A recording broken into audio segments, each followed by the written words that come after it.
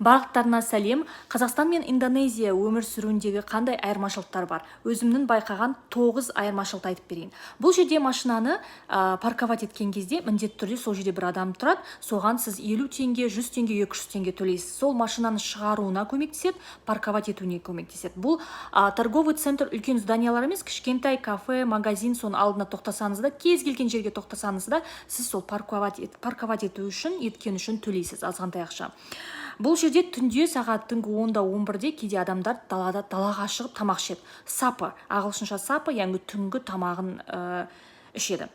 Бұл жерде негізгі тамақ әрине бәріміз білеміз: күріш пен лапша, тауық, балық, теңіз тамақтары, піскен жасыл овощтар.